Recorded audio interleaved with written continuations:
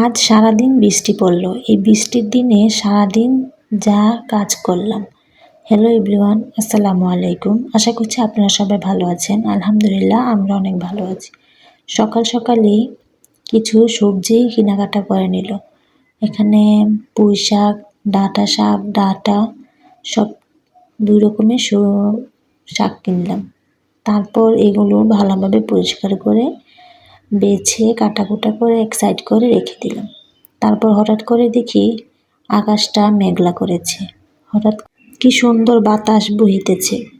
তারপর ছাদে চলে আসলাম ছাদের আমগুলো দেখার জন্য। আমগুলো মাশাআল্লাহ দিলে বড় হয়েছে, কিন্তু এই বাতাসের ঝড়ে বৃষ্টিতে গাছের অর্ধেক আমই যেন পড়ে গেল। কিছু আম রয়েছে শুধু। তার পাশাপাশি আমাদের কাঁঠাল গাছে কিন্তু মাশাআল্লাহ কাঁঠাল এসেছে। কাঁঠালগুলো মাশাআল্লাহ দেখতে অনেক বড় হয়েছে। দেখুন, দেখতে কি সুন্দর দেখাচ্ছে কাঁঠালটা। গতকালকে মা 2টো কম্বল দিয়েছে। তারপর আজ তোশকটা রোদ দিয়ে দিয়েছিল। সকালে একটু রোদ উঠেছিল, সেজন্য তোশক কম্বল সবকিছু রোদে দেওয়া হয়েছিল। কিন্তু হঠাৎ করেই আকাশটা মেঘলা করার কারণে সবকিছু তাড়াহুড়া করে ঘরের ভিতরে নিয়ে গেলাম। তারপর দুপুরে রান্নার আয়োজন শুরু করে দিলাম। আজ পুঁই শাক রান্না করা হবে চিংড়ি মাছ দিয়ে, সাথে ডালও রান্না করব। প্রথমেই আমি ডালটা রান্না করতে বসিয়ে দিলাম। এখানে পরিমাণ মতন ডাল আর পানি দিয়ে দিলাম। তারপর ডালটা বলক আসলে এখানে আমি টমেটো কুচি, হলুদের গুঁড়ো, লবণ সব কিছু একসাথে ভালোভাবে দিয়ে নাড়াচাড়া করে নিলাম। টমেটোটা সিদ্ধ হয়ে আসার পর ডাল ঘুটনি দিয়ে ভালোভাবে ঘুটে দিয়েছি। এখন গাছ থেকে পেড়ে আনা একটা আম কুচি করে দিয়ে দিলাম।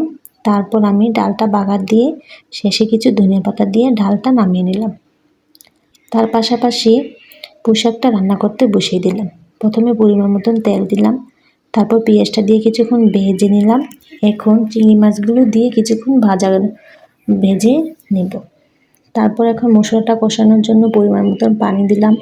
হলুদের গুঁড়ো, মরিচের গুঁড়ো, লবণ সব কিছু একসাথে দিয়ে ভালোভাবে মশলাটা কষিয়ে নিলাম। মশলাটা কষে আসার পর পুঁই শাকের ডাঁটাগুলো দিয়ে দিলাম। পুঁই শাকের ডাঁটাটা দিয়ে কিছু পরিমাণ পানি দিয়ে ভালোভাবে কষিয়ে নেব, যাতে পুঁই শাকের ডাঁটাটা সিদ্ধ হয়ে যায়। পুঁই শাকের ডাঁটাটা যখন সিদ্ধ হয়ে যাবে, তারপর আমি পুঁই শাকগুলো দিয়ে দিব। পুঁই শাক থেকে যে পানিটা বের হবে, সেই পানিটা দিয়ে পুঁই শাকটা রান্না করা হয়ে যাবে। দেখুন, দেখতে দেখতে আমার পুঁই শাক রান্নাটা হয়ে গেল। দেখে কত সুন্দর দেখাচ্ছে, খেতেও অনেক মজার হয়েছিল পুঁই শাকটা। এর পাশাপাশি আলুর ভর্তা বানিয়েছিলাম। লাল লাল ঝাল ঝাল করে আলুর ভর্তাটা বানিয়েছিলাম। ভর্তাটাও খেতে অনেক মজার হয়েছিল।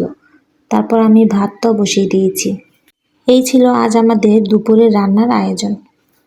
তারপর হঠাৎ করে খেয়াল করলাম বৃষ্টি পড়ার কারণে মুরগির বাচ্চাগুলো ওদের মার কাছে কি সুন্দর করে বসে রয়েছে। দেখতেও সুন্দর দেখাচ্ছে মাশাআল্লাহ। তারপর দুপুরে রান্নাবান্না শেষ করে গোসল করে আবিদকে গোসল করিয়ে নামাজ টামাজ পড়ে আবিদকে দুপুরের খাবারটা খাইয়ে দিতে বসে পড়লাম। ও চিংড়ি মাছ দিয়ে ভাত খাবে। খেয়ে তো বলতেছিল অনেক মজার হয়েছে চিংড়ি মাছটা খেতে। খাওয়া দাওয়া শেষ করে সবাই দুপুরে ঘুমিয়েছিল। ঘুম থেকে উঠে বলতেছিল ওদেরকে কিছু নাস্তা বানিয়ে দেওয়ার জন্য। যেহেতু বাইরে বৃষ্টি পড়ছে, তার জন্য ভাবলাম চানাচুর মাখা করি।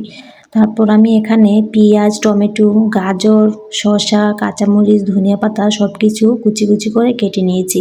তারপর এখানে কিছু চানাচুর দিলাম। এখন বিট লবণ, সরিষার তেল, সস সব কিছু একসাথে দিয়ে ভালোভাবে হাত দিয়ে মেখে নিলাম। তারপর আমরা সবাই একসাথে বসে চানাচুর মাখাটা খেলাম। খেতে অনেক মজার হয়েছিল চানাচুর মাখাটা। আমাদের কাছে অনেক ভালো লেগেছে। এই ছিল আজ আমাদের সারাদিনের একটা ফুল ভিডিও। ভিডিওটি ভালো লাগলে লাইক, ফলো, সাবস্ক্রাইব করে তানজিন আক্তার ব্লগের সাথেই থাকবেন।